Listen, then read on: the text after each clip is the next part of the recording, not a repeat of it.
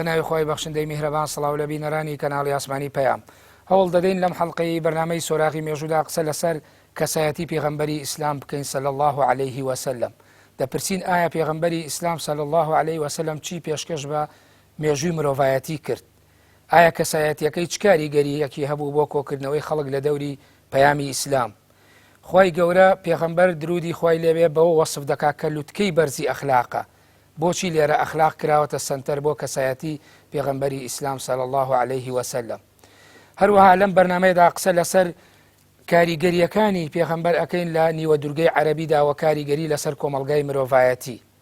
عالەمیەتی پێغەمبەری ئیسلام وەکو ڕەحمەتێک بۆ هەموو جیهانیان چ ئاماژەیەکی بەهێزی پەیامی خودایی تێدایە.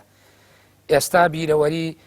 لە دایکبوونی پێغەمبەری ئیسلامە صلی الله عليه وسلم. ئێمە هەوڵ دەدەین لەم بیرەوەریەدا لە بەرنامەی سۆراغی مێژوودا ئەم جارە قسە لەسەر کەسایەتی پێغەمبەر بکەین. بە میوانداری هەریەک لە بەڕێزان دکتۆر عەبدولفەتاح بەهێیی توێژەر لە شەریعەتی ئیسلامی، دکتۆر خالید محەممەد ساڵح پسپۆر لە فقی بەراورد و مامۆسای زانکۆ بەخێرێن بۆ ستۆدیۆی بەرنامەی سۆراغی مێژوو. دکتۆر عەبدولفەتاح، پرسیارێکی سادە بەڵام ناوەڕۆکێکی مانادار. پێغەمبەری ئیسلام صلی الله عليه وسلم کێ بوو؟ بەڵێ، بەناوی خۆی بەخشندە و میهرەبان، پێغەمبەر صلی الله عليه وسلم ئەگەر بمانەوێت پێناسی بکەین بڵێن کێ بوو لەوانەیە لە توانامانە نەبێت، چونکە پێغەمبەر صلی الله عليه وسلم بەجەستە مرۆڤ بوو، بەڵام بە ڕۆح کائینێکی گەورە بوو، جیهانێکی گەورە بوو. لە هەموو ڕووەکانی لێبوردەی، سنگفراوانی، ڕۆژ بەرزی، نیشتمان پەروەری، لە هەرچە ڕوویەک لە ڕووەکانی کە تۆ ئەتەوێ باسی لێوە بکەیت ئەو لە قمە و لە چڵەپۆ پێیا بوو. لەبەرەوە کەسێک کە ئابۆ شێوازە بێت هیچ وشەیەکمان نییە کە بتوانین بڵێن پێغەمبەر صلی الله علیه وسلم ئەوە بوو. پێغەمبەر صلی الله عليه وسلم ئەو ذاتەیە کە خوای پەروەردگار لە قورئانی پیرۆزدا پێی دەفەرمێت وإنك لعلى خلق عظيم، بەڕاستی تۆ لە گەورەترین و بەرزترین ڕەوشتەکانی تو لەسەر گەورەترین ڕەوشتیت. پێغەمبەری خوا صلی الله عليه وسلم ئەو ذاتەیە کە خوای پەروەردگار دەفەرمێت لە وەصفی پێغەمبەردا صلی الله عليه وسلم کە پێغەمبەر صلی الله عليه وسلم لە خۆتان ڕەحیمتر و ڕەئوفتر و بەسۆزتر و بەمێهرەبانترە بۆ ئێوە.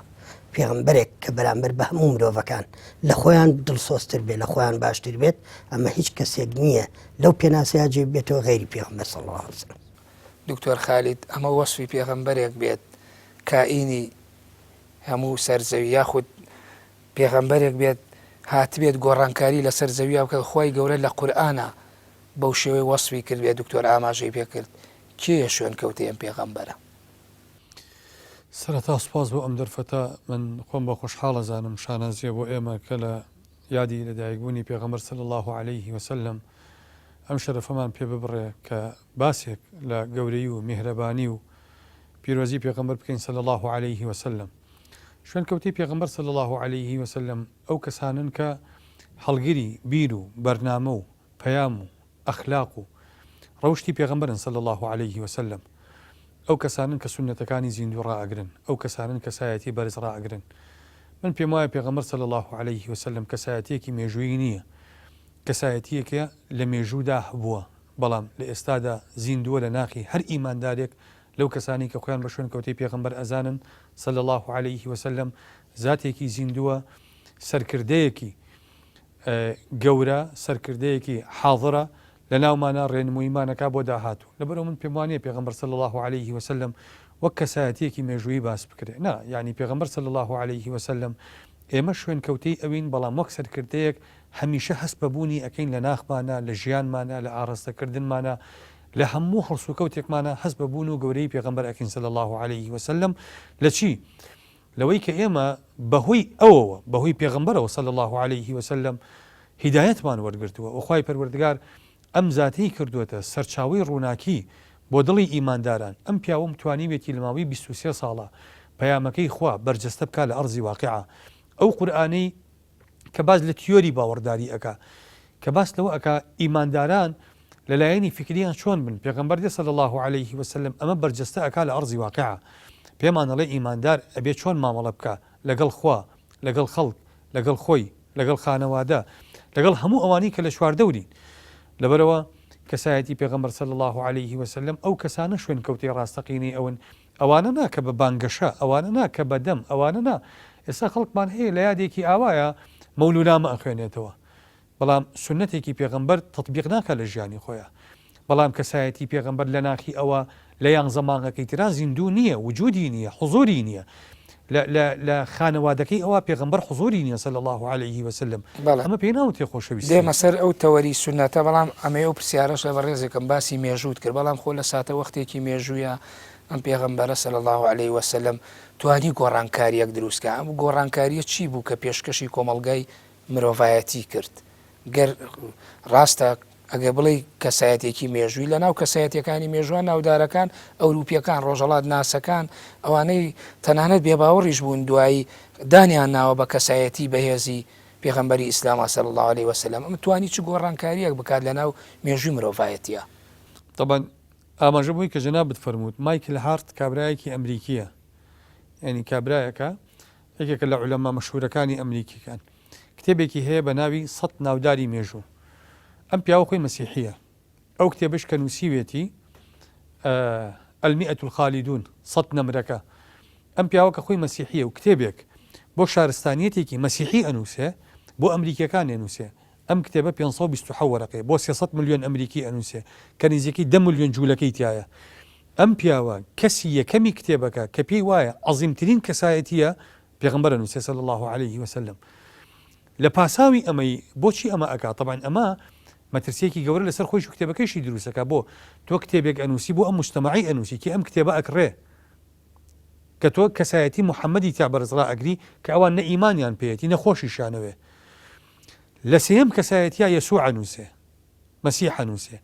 چلەم کەسایەتی موسا ئەنووسێ لە تەبریری ئەم ڕیزبەندیەیە ئەو ئەڵێ محەممەد لە مەسیح عەزیمترە بۆ ئەڵێ چونکە مەسیح ئەو 27 سفرەی کە عهدی جدید ئینجیل پێگەهێنێ ئەلێ یەک کەلیمەی هی مەسیح نییە کە تیان نووسراوەتەوە بۆڵس نووسیوێتەوە ئەلێ ئەگەر مەسیحیەت مەجدی هەبێ لە بینی مەسیح و بۆڵسا ئەبێ هاوبەش بێ لە بینیانە ئەڵێ بەڵام محەممەد ئەو کەسایەتیە کە بە تەنیا توانیوێتی مێژووی مرۆڤایەتی بگۆڕێ ئەو کەسایەتیە کە توانیوێتی لە کەسێکەوە بە تەنها شارستانیەتێک دروستکە ئەو کەسایەتیە کە توانیوێتی ئەو بیئەیە کە تیان ژیاوە پێغەمبەری خوا صلی الله عليه وسلم شۆڕش کۆدەتانی تیا دروستکە پێغەمبەری خوا صلی الله عليه وسلم ئەو مجتەمع عەرەبیە پەرتەوازە شپرزە دوژمنکاری ناو خۆی کرد بە هێزێک کە بتوانێت ئەم هێزە هێزی کیسرا بەچۆک بێنێ هێزی قەیسەر بەچۆکا بێنێ ئەمە بەڕاستی ئێمە ئەڵین کەسایەتی پێغەمبەر دروستی کردووە بەڵام پێغەمبەر صلی الله عليه وسلم هەر خۆی بۆ خۆی وەکو کەسایەتی معجزەیەکە کە خوای پەروەردگار هەڵی بژاردووە ئەگینا ئەمە لە 23 ساڵە کەسایەتیەک بتوانێت ئەبەم شێوازە ئەم خەڵکە قەناعەت پێ بکە ژیانیان بگۆڕێ ناخیان بگۆڕێ ڕوانگەی تێڕوانینیان بگۆڕێ بۆ مرۆڤایەتی من تەسەورەکەم پێغەمبەری خوا صلی الله عليه وسلم ئەوەی کردوێتی بە شایەتی ئەوروپیەکان بەکەم کەس ئەکرێ لەبەرەوە ئەوروپیەکان خۆیان دانمەم حەقیقەتەیە ئەنێن پێغەمبەری خوا صلی الله عليه وسلم سیستەمی کۆیلایەتی بنەبڕ کرد پێغەمبەری خوا صلی الله عليه وسلم مافخوراوی ئافرەت بەشمەینەتی ئافرەتی لەمە ڕزگار کرد ئافرەتی لە زیندە بەچاڵکردن ڕزگار کرد ئافرەت لەوەی کە بە مرۆڤ تەماشا نەئەکرا پێغەمبەری خوا صلی الله عليه وسلم ئەمە نەک لە مجتەمەعی عەرەبیە مجتەمەعی عەرەبی ئەو کاتە لە ئەوروپیەکان پێشکەوتوتر بوون چونکە ئەوروپیەکان هەتا سەدەی 18 لە زۆر وڵاتی ئەوروپیا نیقاشە بووە بەوەی ئایا ئافرەت مرۆڤە یا لەسەر شێوازی مرۆڤ دروست کراوە بۆ ئەوەی خزمەتکاری پیاو بکە گومان هەبووە لەوەی کە ئەمە چ کائینێکە پێغەمبەری خوا صلی الله عليه وسلم توانیوێتی لەو کاتەیە قەناعەتی شوێنکەوتەکانی خۆی و قەناعەتی مرۆڤایەتی بگۆڕێ بەوەی کە ئافرەت یا کۆیلەکان یا هەموو خەڵکی کافەرمی الناس سەواسیەتون کە ئەسنانی المەشط هەموو خەڵکی یەکسانن وەکو دانەکانی شانە. بەڵێ سوپاس دکتۆر عەبدولفەتاح ئەتوانین یعنی قسە لەسەر هاوسەنگی کەسایەتی پێغەمبەر لەگەڵ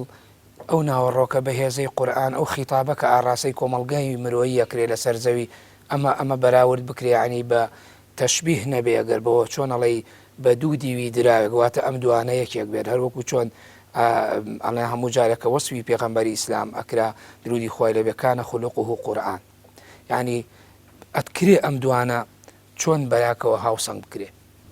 بەڵێ هاوسەنگکردنی ئەم دوانە کارێکی ئەستەم نییە لەبەرەوەی کاتێک لەوانەیە ناڕەحەت بێ کە ئەگەر لە پڕە ئەم پێغەمبەرە صلی الله عليه وسلم کە لە تەمەنی 40 ساڵی ئابێتە پێغەمبەر پێشەکیەکی نەبێت و ڕێک نەخرابێ بۆ ئەو پەیامە ئەمە شتێکی قورسە کە تۆ کەسایەتیەک بێنی ئەم پەیامە قورسە و ئەم گۆڕانکاریە گەورەیە بەسەریا بسەپێنی بەڵام پێغەمبەری ئیسلام محەممەد صلی الله عليه وسلم هەر لە منداڵیەوە خوای پەروەردگار دایناوە بۆ هەڵگرتنی ئەم پەیامە بەڵێ پێغەمبەر نەبووە لە منداڵی و هەتاوکو ئەو تەمەنە بەڵام لەسەر پەیام پێغەمبەرایەتی خوای پەروەردگار پەروەردەی کردووە ئەو جەوەی بۆ ڕەخساردووە کە لەسەرەوە بڕوە هەر لەبەرەوەشە کاتێک کە سەیرەکەی لە پێش هاتنی ئیسلامدا و پێشەوەی کە پێغەمبەر صلی الله عليه وسلم ببێت بە پێغەمبەر لە ناو کۆمەلگاکەی خۆیدا کە کۆمەلگەیەکی متەخەلیف و دواکەوتو لە ڕووی ئەخلاقیاتەوە یاخود لە ڕووی عەقیدە و بیر و باوەڕەوە بەڵام پێغەمبەر صلی الله عليه وسلم خاوەنی کەسایەتێکی زۆر دیار و ناوازە بووە لە ناو کۆمەلگاکەدا هەموو کۆمەلگاکە ڕێز و تەقدیریان بۆ ئەو داناوە لەگەڵەوە شاکە ئەو تەمەنی لە زۆریان کەمترە لەگەڵەوە شاکە ئەو توانای مادی کەمترە لەوانی تر کە ئەمانە هەمووی هاوسەنگ بۆ ئەوی کە ڕێزێکی تایبەتیە بێ پێغەمبەر صلی الله عليه وسلم هەر لە تەمەنی منداڵی و گەنجەتیەوە بە صادق الئەمین ناوبرا و هەموو بێباوەڕان و مشریکین قەناعەتیان پێ بووە شانازیان بۆەوە کردووە کە پێغەمبەر صلی الله عليه وسلم دادوەر بێ لە بەینیانە پێغەمبەر صلی الله عليه وسلم لە مەراسیم و مناسبەکانیانە بەشدار بێ جا پێغەمبەرێک صلی الله عليه وسلم کە هەر لە مناڵیەوە لەسەر ئەم ئەساسە پەروەردە بووە کاتێک کە ئەم پەیامەی بۆ دێت کاتێک کە ئەم ڕەوشتانە فێر ئەکرێت کە ئەبێ بە خەڵکی بگێنێ شتێکی ئاساییە بووە ئەو هەر بۆیە کاتێک کە پێغەمبەر صلی الله عليه وسلم یەکەم جار وحی بۆ دێت و خەدیجەی خێزانی دەیباتە لای وەرەقەی کوڕی نەوفەل کە پێغەمبەر صلی الله عليه وسلم لە ماڵەوە ترسی لێنیشێ لەرزی لێ دێت خەدیجە خوای لێ ڕازی بێت دەفەرمێ وەڵڵاهی خوای گەورە تۆ ضایع ناکە بۆچی چونکە تۆ کەسێکی سیلێ ڕەحم بەجێنی تۆ کەسێکی دیفاع لە مەزلوم و ستەملێکراوانەکەی تۆ کەسێکی دەستپاکی تۆ کەسێکی ئاوا سیرەکەی خەدیجە خوای لێ ڕازی بێ یە هەموو ئەم سیفەتانە بازەکە لە پێغەمبەرە صلی الله عليه وسلم کە ئەمە شتێکی ناوازە و زۆر نادر بووە کەسێکە بێ ئەم وەسفانی تیاابێ دەی ئیسلام هاتووە چی کردو ئیسلامیش هەر بەوانە هاتووە کەواتە پێغەمبەر صلی الله عليه وسلم مهیأ بووە و هاوسەنگێکی زۆر ئاسایی هەبووە لە بینی کەسایەتیەکە لەگەڵ ئەو پەیامەی کە بۆی هات بە بڕوای ئێوە زیاتر وەکو شارەزاوەکەوەی وتێ لە ترادیسیۆنی ئیسلامی لە شەریعەتی ئیسلامی حاڵەتێکی ئاسایی ئەوە بەراوردکەین بەواڵێ لە ناو مێژووە سێ ڕەگەزی گرنگەیە مێژوو دروستەکە یەکەمیان مرۆڤ دووەم کات سێەم شوێن ئایا کەسایەتی پێغەمبەر صلی الله عليه وسلم ئەکرێ بەراوردکەین بەوە کە توانی ڕوودا و دروستکە یاخود هەر ئەبێ بیبەسینەوە بەو ڕایەڵە ڕۆحیەوە کە یا بەو ڕایەڵە نادیارەوە کە خوای گەورە خۆی مهەیەی کردووە بۆ پێغەمبەرایەت بێگومان چونکە جەوەکە مهەیە نەبوو بۆ پەروەردەکردنی پێغەمبەر صلی الله عليه وسلم بەو شێوازە بەڵکو ویست و ئیرادەیەکی خوای پەروەردە حتا هەندێک لە زانانی ئیسلام کاتێک کە باسی معسوومیەتی پێغەمبەرەکەن صلی الله عليه وسلم هەندێک پیان وایە کە ئاڵەن پێغەمبەر صلی الله عليه وسلم پێش پێغەمبەرایەتیش هەر معسووم بووە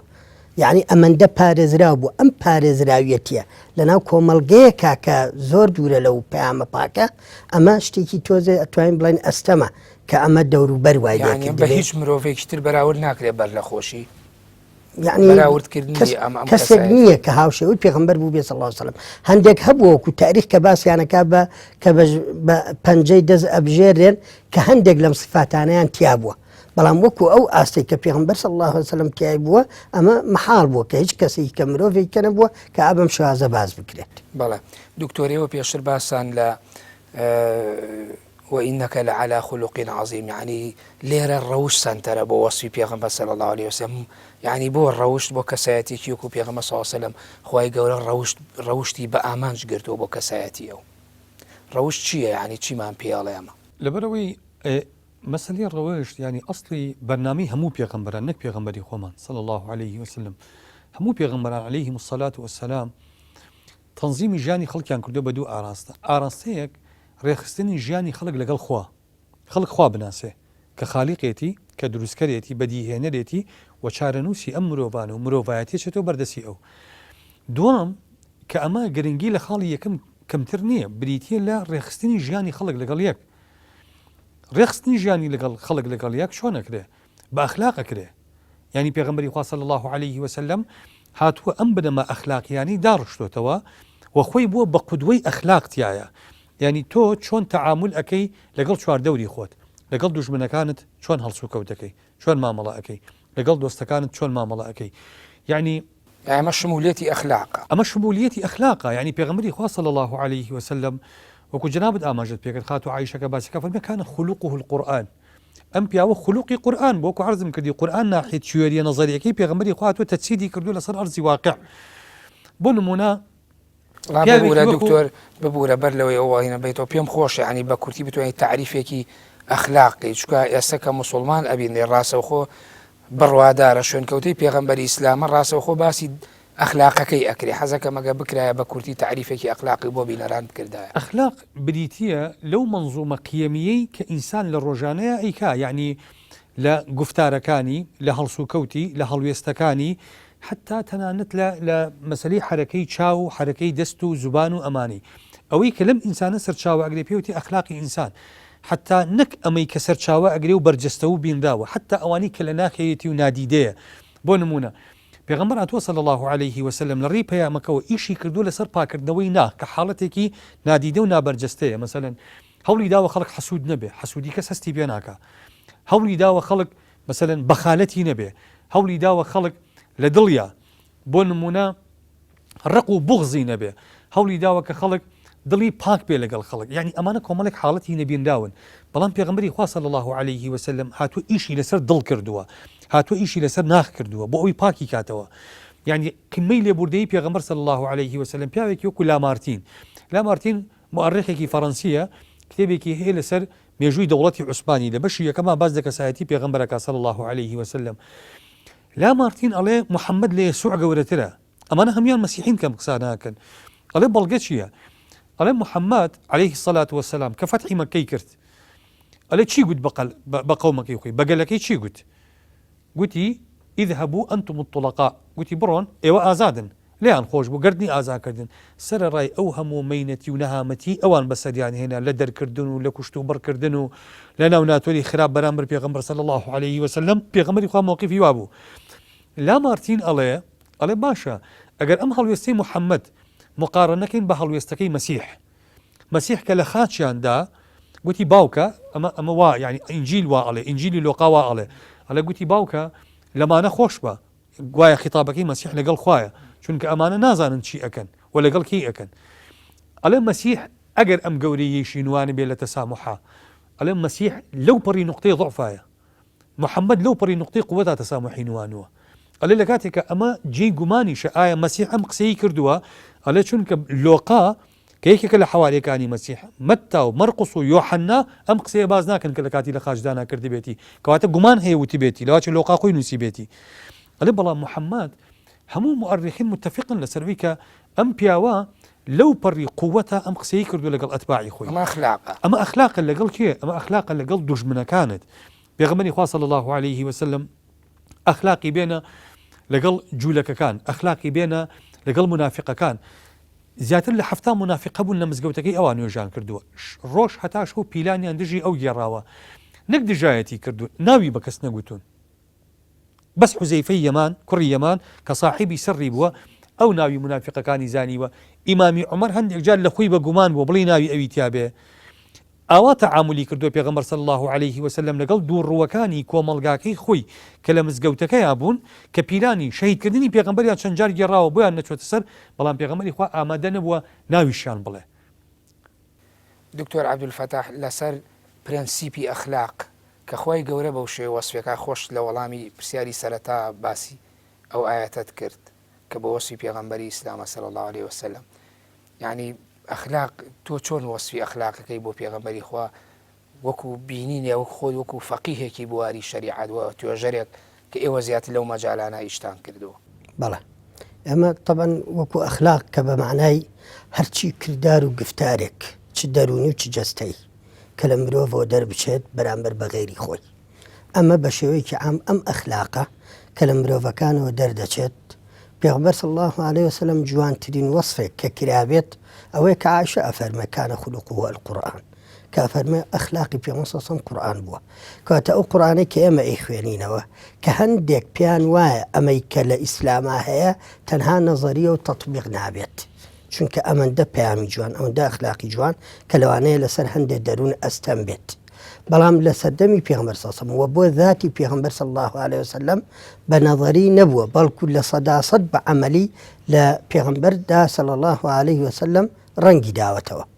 لە پێغەمبەر صلی الله عليه وسلم ڕەنگی داوەتەوە لە هەموو کردار و ڕەفتارەکانی ئەمە بۆ کەسایەتی خۆی بەسەگەر ئەمە وەکو ڕایەڵێ بینی دای بەزێنین بۆ کۆمەڵگای موسڵمان و بڕوادار و ئەوەی شوێن کەوتووە ئەوشی شوێن کەوتوی نییە چکە ئەو خۆ پەیامبەرێکە خوای گەورە دیسانەوە بەوە بە ڕەحمەت بۆ هەموو جیهانیان وێنایەکە لە قورئانە يعني ئەی چۆن ئەم ئەخلاقە تەوزیفە بێ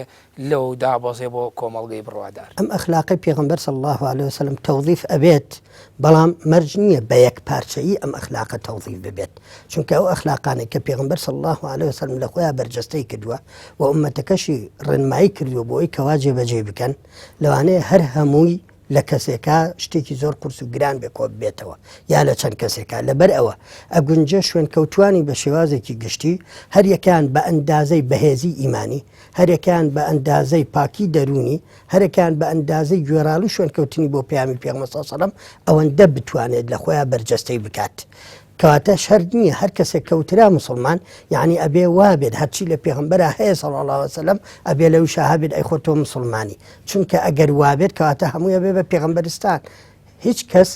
ئەگەر نەتوانم بڵم هیچ کەسێک بەڵام نادیرەن خەڵکێکە بێ کە بتوانێت وەکو پێغەمبەر بێ صلی الله علیه وسلم ئەمە حکمەتیش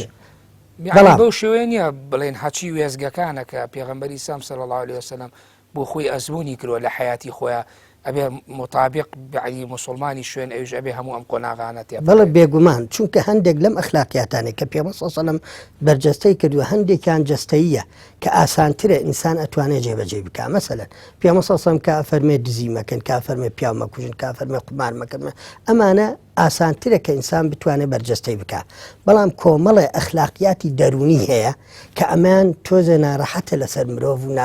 ئەستەمەکەوا بتوانێت جێبەجێ بکات پێغەمبەر صلی الله علیه وسلم هاوڵانی هانداوە بەڵام بە لوتف نەک بەوەی کەوا ئەگەر یەکێک تیان نەبوو بێتە تەواو سڕی بێتەوە ئێمە ئەگەر نمونەیەک باز بکەین پیا کاتە خزمەت پێغەمبەر صلی الله علیه وسلم فەرمی ئەی پێغەمبەری خوا صلی الله علیه وسلم من کۆمەڵی خزمم هەن من سەردانیان ئەەکەم ئەوان مقاتعی منەکەن سەردانم ناکەن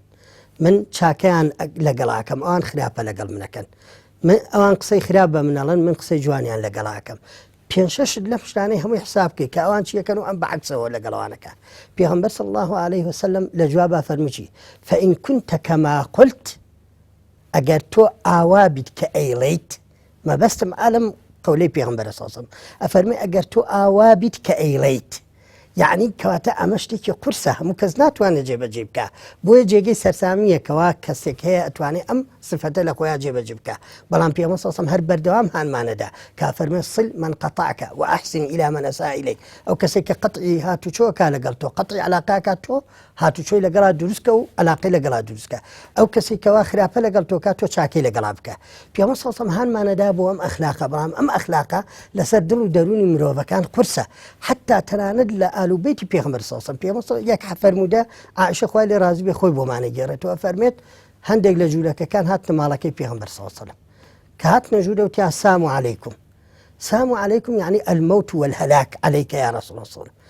جوولەکە کە لە سەردەمی پێغەمبەر صلی الله عليه وسلم لەناو مەدینەیە کۆمەڵێکی زۆر کەمن لاوازن بێدەسەڵاتن کەمینەن پێغەمبەر صلی الله عليه وسلم ڕێزی لێناون بەڵام لەگەڵ ئەوەشا دێنن ماڵی پێغەمبەر صلی الله عليه وسلم کە قائیدی هەموو شارەکەیە کە گەورەی هەموو مسلمانانە هێشتا لەویاشا بێئەدەبی بەرامبەر بە پێغەمبەرەکە صلی الله عليه وسلم پێغەمبەر صلی الله عليه وسلم کە وەکو قائیدێکی عام ئەفەرمێ وعەلەیکم بە یەک وشە بەبێ ئەوەی ڕەنگی تێکچێ بەبێ ئەوەی خۆی تێکا بەبێ ئەوەی هەڵچێ بەبێ ئەوەی تووڕە بێ و قسەی غەڵەت بکە عائشە خوای لێ ڕازی بێ لەو دوو پەردەوە گوێی لەمە بوو عائشە ئەوەندەی کە ئەوەی کە هەستی تیاکە لە پێغەمبەر صلی الله عليه وسلم زۆر طەبیعی بەبێ ئەوەی هیچ بگۆڕێ وا گومانوی کە پێغەمبەر صلی الله عليه وسلم لە قسەکان تێنەگەیوە بۆیە لەو دووە خۆی پێنەگیرا بە تووڕەیەوە فەرمی وعەلەیکم اللعنة وغضب الله دەی لعنەتی خوا و غەزەبی خواتان لەبێ لە خۆتان پێغەمبەر صلی الله عليه وسلم فەرمی مەهلەن یا عائشە لەسەر خۆ بای عائشە فەرمی ئەوەلەم تەسمع ما قالوا تۆ گوێ لێ نەبوو چیان فەرمی بەلا وقلت وعەلەیکم بەڵێ گوێم لێ بۆ زانم چیان و تۆ بەس بنیشتومە لەسەر خۆتان کەواتە عائشە خوای لێ ڕازی بێ سەیرەکەی خۆی پێنەگیراوە بەڵام پێغەمبەر صلی الله عليه وسلم زۆر بەهێمنی زانیوێتی چۆن بەرخوردی ئەو واقعەکە کەواتە پێغەمبەر صلی الله عليه وسلم توانوێت هەمووی تەطبیق بکات بەڵام مەرج نییە ئینسانەکان بتوان وەکو ئەو گرنگ ئەوەیە هەنگاو بە هەنگاو بتوانین ئەوەندەی توانامان هەبێ و ئەخلاقیاتانە تەطبیقی بەڵێ لەو بۆچوونەی دکتۆر عەبدولفەتاح و دکتۆر خەید کۆمەڵێ ئەزمموی کۆمەڵی وێزگەی تایبەتی کردو پێغەمبەری خوا صلی الله عليه وسلم ئایا ئەکرێ ئەمە یعنی زەحمەت نییە بۆ مرۆڤایەتیش بتوانێت ئەوەی کە بێ شوێن کەوتی ڕاستەقینەیە هەموو ئەزمموی ئەو حاڵەتانە بکە یاخود ئەمە شەر بەپی پێداویسی واقعەکەیە بەڵام ناوبڕێوەرگم دوای ناوبڕەکە وەڵام بەرەوە بینەرانی بەڕێز و خۆشەویست ناوبڕێکی کورد وەردەگرین و دەگەڕێنەوە لاتە.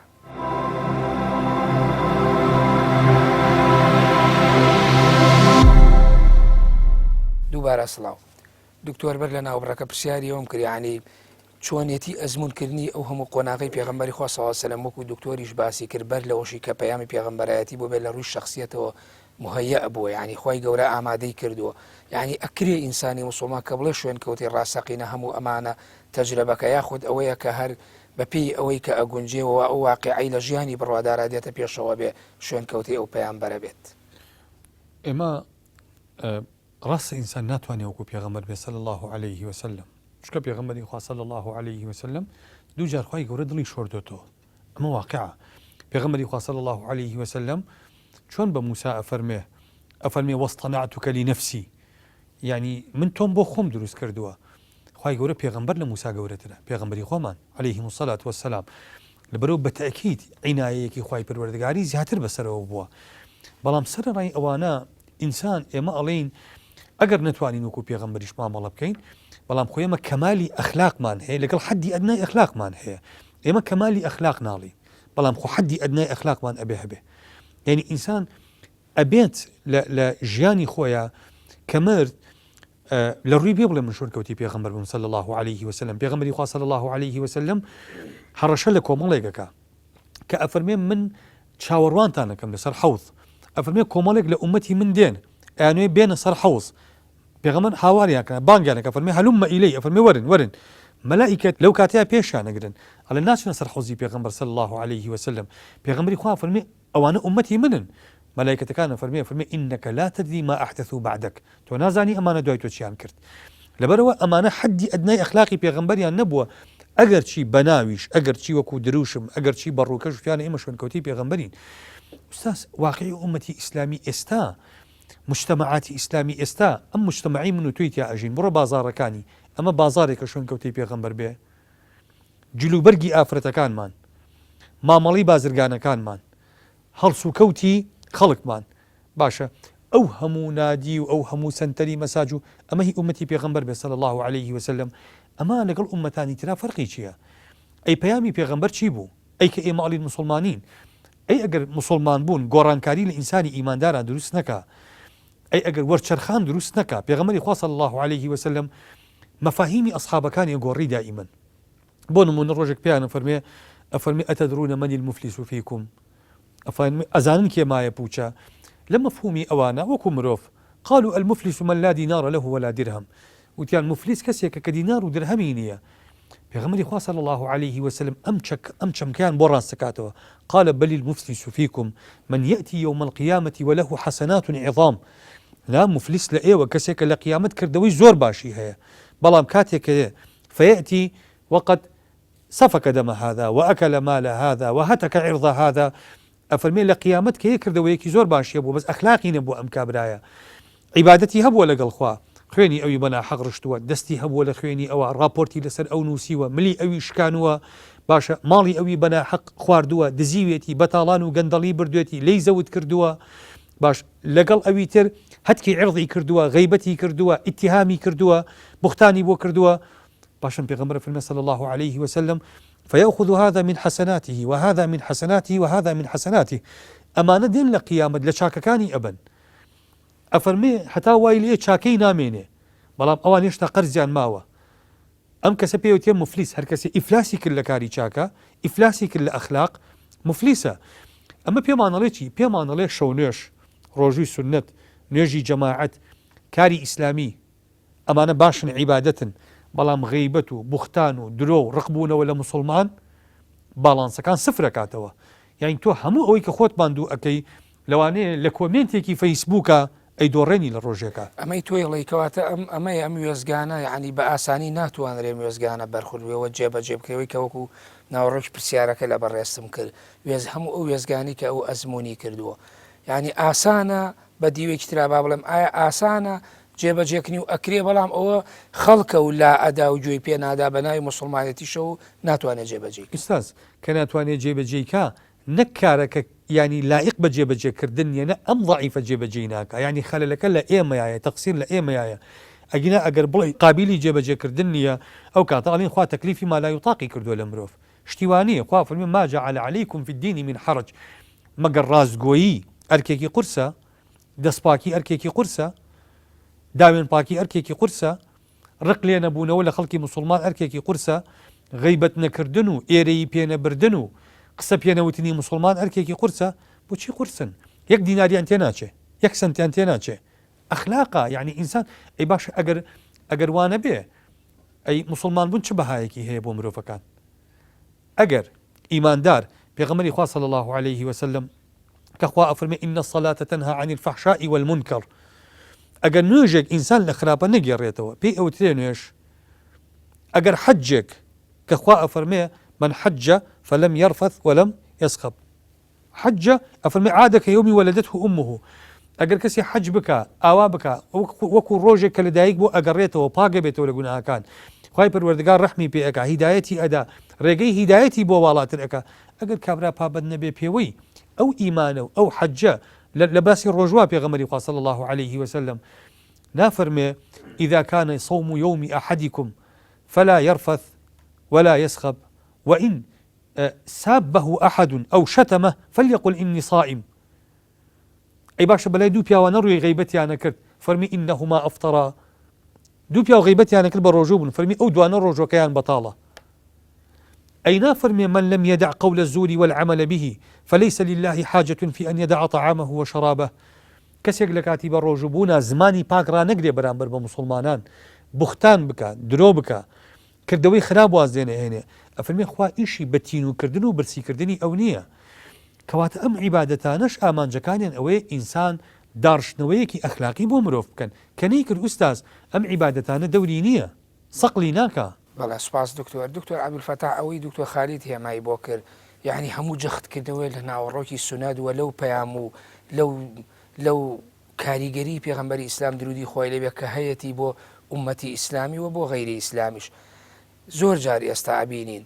قسە لەسەر جەختکردنەوە لەسەر قورئان زۆر ئەکرێەوە بە ناوی فەرموودەی حەسەن و لاواز و یعنی هەڵبەسرا و ئەوانەوە ئەندازەیەک سونەت یاخود فەرموودەکان کە وێزگەیەکی قۆناغی مێژووی و حاڵەتی گەورەی سەردەمی پێغەمبەری خوا صلی الله عليه وسلم لە ماوەی تەمەنی خۆیدا بۆ ئێمە بۆ نەوەکانی دواتری گواستوتەوە ئەمانە ئەندازەیەک بەرەون بوون ئەبرێ یاخود قسە هەندێکیان ئەخرێنە ژێر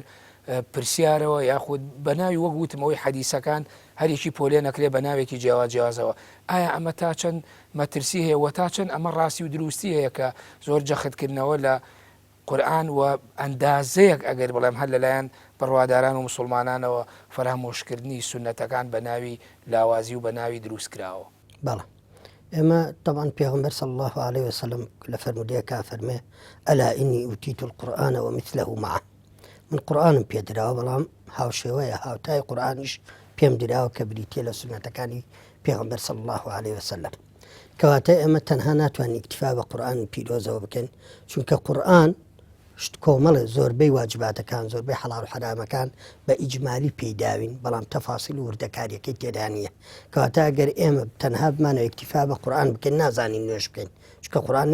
فەرمێتی نوێژکە بەس نەیفەرمووە چەند ڕکات کە چی ئەڵێ لە نوێژەکە چۆنی ئەکەی چۆن سەجدە ئەمانە هیچی نەوتووە ئەفەرمێ ڕۆژوو بگرە بەڵام تەفاسیل وردەکاریەکەی نەکردووە ئەفەرمێ حەجکە بەڵام تەفاسیلەکەی تێدانی کەواتە ئیکتیفاکردن بە قورئان شتێکی محاڵ و مستەحیلە لە هیچ ڕوویەک لە ڕووەکانەوە ناتوانین ئیکتیفا بە قورئان بکەین ئەبێ ئیلا ئەوەی کە پێ مەسەڵسەم فەرمێ لەگەڵ یا کە سونەتەکانی ئەو پاساوانە ئەو پاساوانە ئەوانە ئەندازەیەک ئەڵێن بوونی ژمارەیەکی کەم بە پەنجەی دەست فەرموودە یعنی ئەوە پەیە ئێستا لە حاڵی حازی واقعی کۆمەڵگای خۆمانە ئێستا لە کوردستان ئەوە عنی بوونی هەیە ئێمە بە دوو شت هەیە لێکی تێکەڵ نەکەین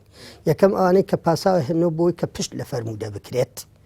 ئەوە بخێنە لایەکەوە لە لایەکی ترۆ عملی زانایانی ئەهلی حەدیث بابەتێکی ترە کە وایە دێن ئەوە پاساوی خۆی هەیە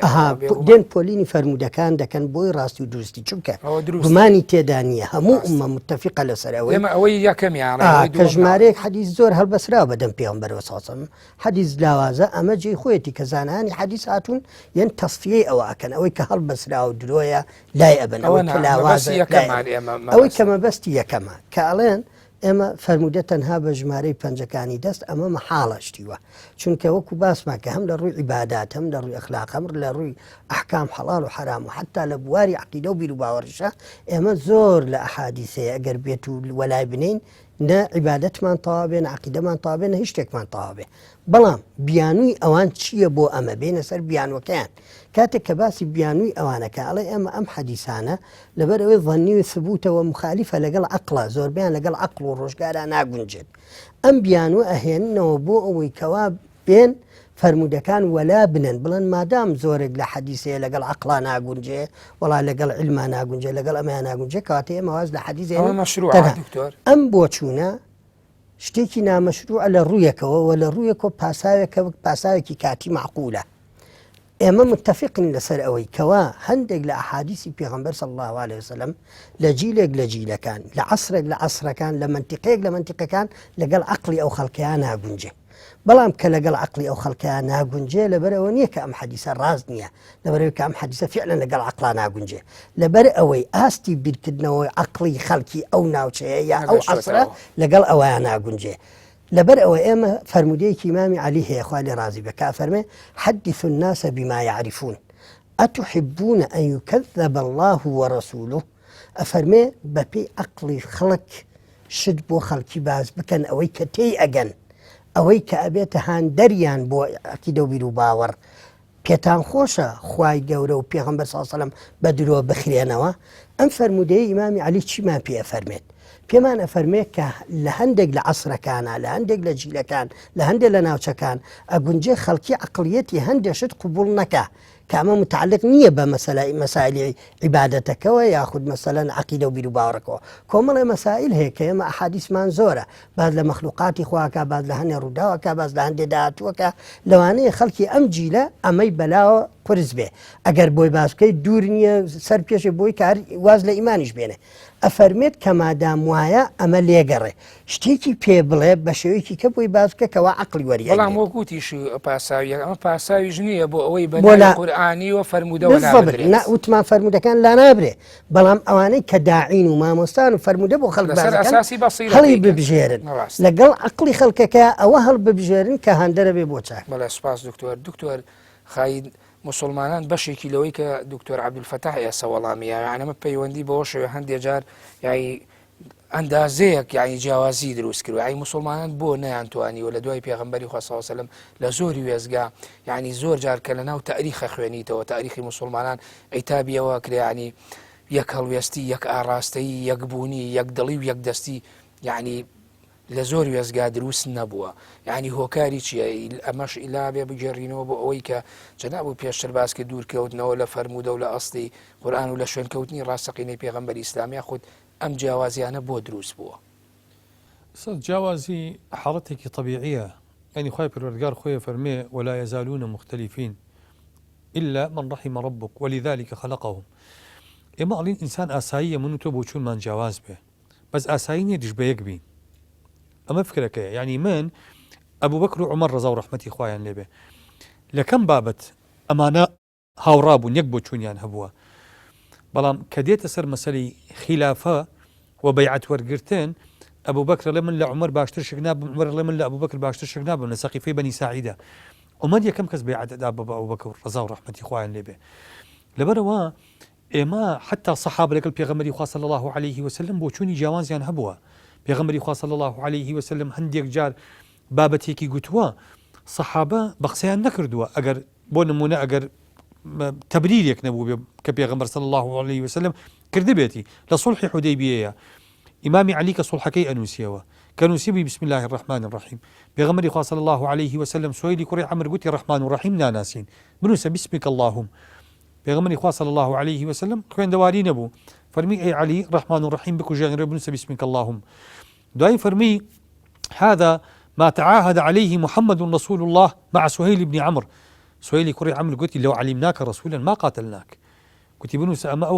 أو بيمان ناميك محمد رسول الله لقال سهيل كري عمرو نسيت سهيل عمرو كري بوسطة قلت يا قال إما بلين تو رسولي خوي بوشي أشرد لقالك إما إيمان ما نبويك تو رسولي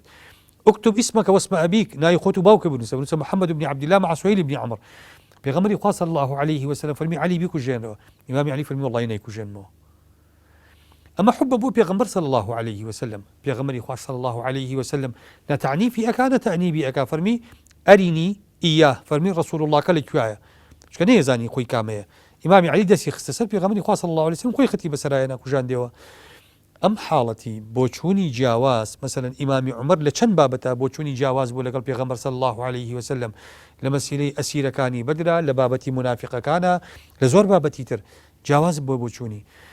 ئەم بۆ چوونە جیاوازانە ئاساییە ئێمە کاڵێن مێژووی خەڵکی مسلمان کە بۆ چوونمان جیاواز بێ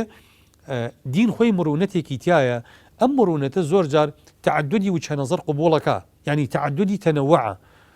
ئاساییە ئینسان هەیبێ لە چوا مشکلەکە دروسە بێ لەوەی کە ئیمانداران سەنگەر لە یەک بگرن لەوەی ئیمانداران بکەونە بۆ سەر بەشێک لە پرسیاکەی من پەیوەندی بەم وەڵامی لەوەی پرۆژەی یەکتر بەتاڵ بکەن و لەوەی ئێمە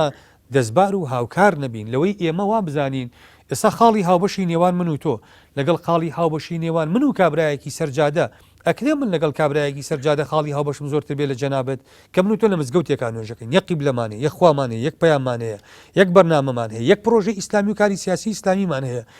چۆن من بێم لەگەڵ کابرایەکی ترە هاوپەیمانێتیم هەبێ پرۆژەی یەکسانمان هەبێ پرۆژەی یەکگرتومان هەبێ بەس من لەگەڵ تۆ پێم نەگرێ پرۆژەیەک هەبێ ئەمە خەلەلەکە وەکو عەرزم کردی پەیامی پێغەمبەر صلی الله عليه وسلم لەم ئان و ساتەدا لەم بۆچوونەی جەناب تۆ چییە بۆ مسلمانان ئایا لەناو فەرموودەکانی ڕەنگدانەوەی ئەم یەکبوون و پەیامی پێغەمبەر صلی الله عليه وسلم فەرموودەکانی مثل المؤمنين في توادهم وتراحمهم وتعاطفهم كمثل الجسد الواحد إذا اشتكى منه عضو تداعى له سائر الجسد بالسهر والحمى المؤمن للمؤمن كالبنيان يشد بعضهم بعضا لا يؤمن أحدكم حتى يحب لأخيه ما يحب لنفسه أم حديثاني بيغمبر صلى الله عليه وسلم برنسيب بنماي أساسي بنماي أم أخلاقي ماسي أخلاقي أما بنماي أخلاقي تعاملي مسلمان لقل يكتر يعني من شون أبي بيغمري خواه صلى الله عليه وسلم هرشي كردوا لوي أجر إيمان دار باشا يعني فرميتي شي فرميتي إياكم والحسد فإن الحسد يأكل الحسنات كما تأكل النار الحطب حسودی ئێرەی بردن بە برایەک چاکەکان ئەخوا ئەی سووتێنێ وەکو چۆن ئاگر داری وشکە سووتێنێ ئاوا حەسوودی بردن بە خەڵکی مسلمان بە خەڵک چاکەکانە سووتێنێ ئێمە بابین ئوستاز ینی ئێمە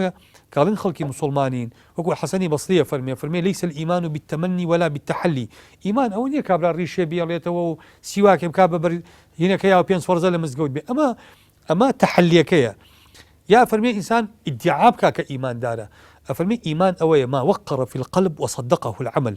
إيمان أبي دلا جيجير بأخلاق تصديقي بك أندونيسيا نزيكي دو صوب جام مليون مسلمان تيايا بشي إسلام قشتا أندونيسيا بأخلاقي كومالي بازرقاني مسلمان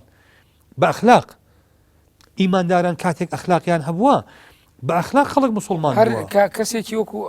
رابري شورجين غاندي على اوي كبيامي اسلامي بلاو كردوا نوكي شمشيره كان بلكو اخلاقي محمد صلى الله عليه وسلم اخلاقي محمد يعني توماس كارلايل هي كابرايكي مسيحيه خوي بريطانيه نوسليكي بريطانيه باسي الابطال وعباده الابطالك باسي بيغمبرك صلى الله عليه وسلم وكو بطل ارواته بشارستانيتي بريطاني وانجليزا ئەڵێ ئێمە ئەبێ خەجاڵەتی بکێشین لە مێژووا کە دژایەتی محەممەدمان کردووە ئێمە درۆمان کردووە ئێمە وتمانە کەسویستمانە کەسایەتی کەسێک بشێوێنین کە ئەم کەسە ڕێبەر و ڕێنموویکەری مەلایینی مرۆڤە لەبەر ئوستاز ئێمە خۆمان بەقەر ئەوروپیەکان اقتیدا ناکەین بە ئەخلاقی پێغەمبەر صلی الله عليه وسلم ئێمە وەکو خەڵکی مسلمان هەندێک جار لەوانەیە من ئەگەر بڵێم ئێمە ئیساءەمان کردو بۆ مسلمانێتیش ئیساءەمان کردو بۆ دینی ئیسلام وێنایەکی جوانی ئیسلامان نەکردو بۆ خەڵک سپاس دکتۆر عەبدولفەتاح ئەوەی کە دکتۆر خالید ئێڵێ هۆکاری چییە بۆ مسلمان ناتوانێت وەکو پێویست ئیقتیدا بکە بە پەیامی پێغەمبەری ئیسلامەوە صلی الله عليه وسلم یعنی بۆ نەیتوانیوە لە ئاستیشی پێویستە بێ و لە ئاسی ئەو تموحەشا بێ کە بڕوادارێکی ڕاستەقینە هەیەی وەکو ئەو دکتۆر هەندێک فەرموودەی صحیحی باس کرد لەسەر برایەتی و یەکبوونی و یەکەڵوێستی نێوان موسڵمانان. بێگومان ئەگەڕێتەوە بۆ لاوازی ئیمان و لاوازی پەروەردە، ئێمە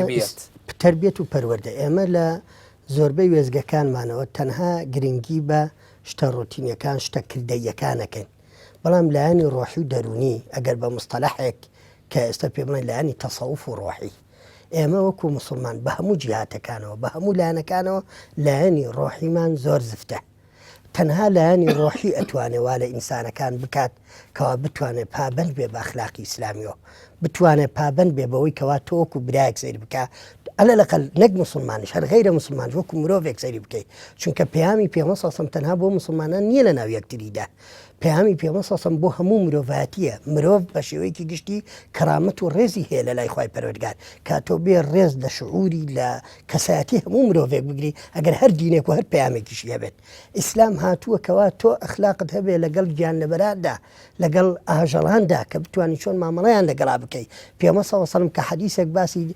کەسێکی خراپەکارمان بۆ کات دەفەرمێ خوای گەورە خستیە بەهەشتەوە بەس تەنها لەبەرەوەی کەوا سەگێکی بینی لە تونیە ئاوی دەست ناکە و ناکەوتە ناو بیرەکە چوو ئاوێکی بۆ هێنا و تێری کرد لە ئەو پێ خوای گەورە لەوە خۆش بوو لەگەڵەوە ئەو هەموو خراپەش کە هەی بووە. تەنها بۆی کەوا فێرمان بکە ئیسلام ئەخلاقە لەگەڵ گیاندارانیش، ئیسلام ئەخلاقە لەگەڵ بیئە لەگەڵ دەوروبەردا لەگەڵ داروبەردا. پێغەمبەر صلی الله علیه و سلم کە ئەفەرمێ الئیمان بضع وسبعون شعبة أعلاها لا إله إلا الله وأدناها إماطة الأذى عن الطريق. لا بردنی شوشەشکاوێک بزمارێک بەردێک لەسەر ڕێگایە کا بێتە زەرەر بۆ سارێک بۆ مرۆڤێک بۆ گیاندارێک بۆ هەر کەسێک ئەمە پەیامی پێغەمبەرە. ئەمە ئەخلاقیاتانە لە کیا دروزە بێ کە تۆ ئیمانێکی پتەوت هەبێ لەسەر هەموو ئەمانە ئەجرت هەیە، لەسەر هەموو ئەمانە نزیگە بتۆ لەخوا، هەست بە مەعیەتی خوا بکەی، هەر کاتێ هەست بە مەعیەتی خوای کرد ئەو کاتە تۆ لە هەموو حرەکەیەک تا چاکە ئەەکەی خزمەتی خەڵکەکەی ڕەوشت جوانە بێت. بەڵێ دکتۆر من ماوەی بەرنامەکەم بەرەو کۆتایە چێ بەڵام وەکو دوا پرسیارەمەوێت لە بەڕێزیشتی بکەم. پرەنسیپێکی زۆر بەهێزی تر کە لە قورئانە خوای گەورە ئاماژەی پێیەکا بۆ پێغەمبەری خوا صلی الله علیه وسلم ئەفەرمێ وما ئەرسەلناکە ئیلا ڕەحمەتە للعالەمین. ئەمە چه هێمایەکی گرنگی تایە کە وەکو تۆش ئێستا پێشتر باسی کرد ئەم پەیامە و ئەم پێغەمبەرە صلی الله علیه وسلم تەنها بۆ مسلمان و بڕوادار نییە بەڵکو بۆ هەموو مرۆڤایەتیە. ئەکرێ ئەمە چپەند و وانەیەکی تیابێکە لە دوای 1400 و ئەوەندە ساڵ تاوکو ئێستا گەشتووە بەم قۆناغی ئێمە. ئەمە یعنی چ پەیامێکی گرنگی تیا بووە بۆ گرۆی مرۆیی لەسەر زەوی. بێگومان پەیامەکە وەکو من کە ئێستا باسم کرد کە ئیسلام ڕەحمەتە بۆ هەموو عالەم، لەبەرچی لەبەر ئەوەی ئەگەر بێت و من وەکو مسلمان ئیسلام وەکو خۆی پەروەردە وەربگرم پابند بم بە پەیامەکانی ئیسلام و کابرایەکی جوولەکە لە پەنامان مستەفیدە لێم، چونکە زەرەرم بۆی نابێ، ڕێزی لێ ئەگرم، هاتوو چۆمە عەلاقەمە خزمەت یەکەم هەموو شتێک چاکێکی لەگەڵا ئەەکەم. و هەروەها باقی جیهانەکانی تر گیاندارەکانی تر سروشت و تەبیعەت کەواتە ئەگەر بێت و مسلمان وەکو خۆی ئیسلام تەطبیق بکات وەکوی کە پێمە سەسەمێ هەموو جیهان ئیسلاح دەکات و حەسێتەوە لە ژێرسای ئیسلامدا. بەڵێ دکتۆر خایت پێم خۆشە تۆش لەسەر ئەو مەبدە ئەگەر وەکو دوا قسە لە بەرنامەکە شتێکت هەبێت بیڵێ وما ئەرسەلناکە ئیلا ڕەحمەتە للعالەمین. من ئەڵێم ئینسان شانازیەکی گەورە بۆ خۆی تۆمارەکە ئەگەر شوێنکەوتەی پێغەمبەر بێ صلی الله عليه وسلم. ئێمە ئەگەر بەراوردێک لە بینی کەسایەتی پێغەمبەر بکەین صلی الله عليه وسلم لەگەڵ کەسایەتی سەرکردەکانی ئەمڕۆ چه سەرکردەیەک نەک هێندەی پێغەمبەر صلی الله عليه وسلم هێندەی سیرەی کەسێک لە شوێنکەوتەکانی پێغەمبەر کە عومەری کوڕی عەبدولعەزیز یا ئیمامی عومەرە توانیوێتی گەورە بێ، توانیوێتی بەشکۆ بێ، توانیوێتی مرۆڤ دۆست بێ، توانیوێتی سوودی بۆ مرۆڤایەتی هەبێ. ئەو سەرکردەکانی ئەمڕۆی خۆمانە ئەیان بینین ئەمانە لە غەیری گەندەڵی و دزی و چەتەیی و بە هەدەردانی دارایی و داهاتی خەڵک و ستەمکردن لە هاونیشتیمانیانی خۆیان کە ئەمە بەناو ئەمانە ئەحزابی نەتەوەیی و ئەحزابی نیشتیمانی بوون و ئەمانە بە حساب کورد بوون و هاوزمان بوون و دۆست بوون. ئەو وەزعی ئەو میلەتەیە. ئەی پێغەمبەر صلی الله عليه وسلم کە ئێمە شانازی پێوە ئەکەین ڕۆژێک لە ڕۆژان لە مارتین هەندێک لە قەتاتی ژیانی پێغەمبەرە هێنێ زۆر جوان هەڵوێستی لەسەرەکە. ئەڵێ خاتو خەدیجە یەکەم خێزانی بوو، ماوەی 15 ساڵ بوو وەفاتی کردبوو. ڕۆژێ خاتو عایشەیەک پرسیاری لێ ئەکا ئەمە ژنە زۆر خۆشەویستەکەیەتی. ئەڵێ لە خێزانەکانتان کێ زۆر خۆشەوێ؟ ئەڵێ محەممەد ئەیتوانی دڵی خاتو عایشە ڕازیکە بڵێ تۆ. ئەڵێ بەڵام لە مەبدەئی ئەم پیاوەیە دروی سپیش نەبووە وتێتی خەدیجەم خۆشەوێ. لە کاتێکە خەدیجە ئێستا حوزوری نییە تا خۆشحاڵ بێ بەمە، بەڵام وەفای ئەم پیاوە، ئەخلاقی ئەم پیاوە، گەورەی ئەم پیاوە، میهرەبانی ئەم پیاوە لەوەتی ژیاوە لا مارتین سێشت باسەکە بۆ گەورە ناساندنی کەسایەتی پێغەمبەر یەکەم عەظەمەی غایە ئەڵێم پیاوە غایەتێکی زۆر عەظیمی هەبووە بەوەی دۆستی مرۆڤ بووە دووەم قلەی وەسائل ئەڵێ ئەم پیاوە هیچی لە بەردەسا نەبووە چی لە بەردەسا بوو پێغەمبەر صلی الله عليه وسلم تا بەکاری بێنێ بۆ ئەو گۆڕانکاریە مێژوویەی کە کردی سێیەم عەظەمەتی ئینتاج پێغەمبەری خوا صلی الله عليه وسلم چی بەرهەمهێنا چی گۆڕانکاریەکی کرد ئەڵێ ئەم سیانەوە ئەکەن ئەم پیاوە گەورەترین پیاو بێ گەورەترین کەسایەتی بێ ئەڵێم ئەم ڕەحمەتەن للعالەمینی پێغەمبەر صلی الله عليه وسلم بەڕاستی ئەگەر ئێمە شوێن کەوتەیەکی ڕاستەقینەی پێغەمبەر بین صلی الله عليه وسلم ینی مجتەمەعێکە بین کە هیچ خراپەیەک هیچ نەهامەتیەک یعنی وەکو خوای پەروەردگار ئەفەرمێ قل إن كنتم تحبون الله فاتبعوني ئەگەر ئێمە شوێن کەوتەی بمانێ بەخوا بگەین بمانێ خوا خۆشی بوێین بمانێ خوا بەرەکەت بڕژێ بەسەرمانە ئەبێ شوێن کەوتەی پێغەمبەر بین صلی الله عليه وسلم بەبێ ئەو ئینسان ناگاتە ئامانج. بەڵێ زۆر سپاس بۆ دکتۆر خالید محەممەد ساڵح پسپۆر لە فیقی بەراورد سپاس بۆ دکتۆر عەبدولفەتاح بەهی توێژەر لە شەریعەتی ئیسلامی من هیچم نەماوە غیری ئەوەی لەم بەرنامەیە بڵین هەزاران هەزار سەڵاو و ڕەحمەت لە دیداری پێغەمبەری خوا صلی الله عليه وسلم. بینەرانی بەڕێز و خۆشەویست بم شێوەیاتمە کۆتایی سۆراغی مێژووی ئەم جارە تا سۆراغێکی تر بەخوای گەورە و میهرەبانتان دەسپێرم خواتان لەگەڵ کاتێکی خۆش بۆ هەموو لایە.